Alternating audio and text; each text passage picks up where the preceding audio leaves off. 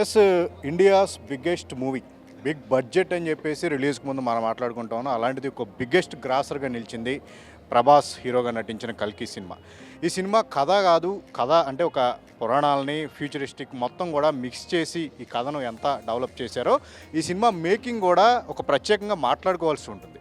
ఈ సినిమా కోసం అనేక రకాలైన సెట్లు కానీ ఆ డిజైనింగ్ కానీ చేయడం జరిగింది. సో ప్రస్తుతం మనం కల్కి సినిమాకు సంబంధించిన కొన్ని ఆర్ట్ వర్క్కి సంబంధించిన వాటన్నింటిని కూడా తెలుసుకునే ప్రయత్నం చేద్దాం. ప్రస్తుతం మనం ఈ సినిమాకు సంబంధించి వన్ స్టూడియోలో ఈ కల్కి సినిమాకు సంబంధించిన వర్క్ అంతా కూడా ఇక్కడ కొంతమేర చేయడం జరిగింది. సో ఇక్కడ కూడా కల్కి షూటింగ్ను కొంత చేయడం జరిగింది. మనం చూస్తూ ఉన్నాం. సినిమాలో ప్రధానమైన పాత్ర అశ్వత్థామ అమితాబ్ బచ్చన్ పోషించారు. సో ఆయన పాత్రకు సంబంధించిన ఒక స్టాచ్యూని ఇక్కడ తయారు చేయడం జరిగింది.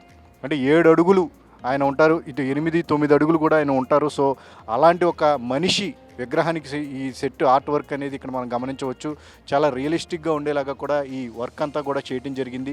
కల్కి సినిమాలో సెకండ్ హాఫ్లో అశ్వత్థామ ఎంటర్ అయిన తర్వాత నుంచి కూడా సినిమా ఎలా ఉంది, ఎలా ఒక టర్న్ తీసుకుంది, క్లైమాక్స్ వరకు కూడా ప్రభాస్కి మధ్య అలాగే అశ్వత్థామ క్యారెక్టర్ అమితాబ్ బచ్చన్ క్యారెక్టర్కి మధ్య ఎలాంటి ఒక సన్నివేశాలను మనం చూస్తాం. సో ఎంత ఎగ్జైటింగ్గా ఫీల్ అయ్యామనేది మనం ఈ సినిమా చూసిన వాళ్ళందరికీ తెలుసు. సో దీనికి సంబంధించి ఈ విగ్రహాన్ని ఇక్కడ మేకర్స్ చెప్పడం జరిగింది.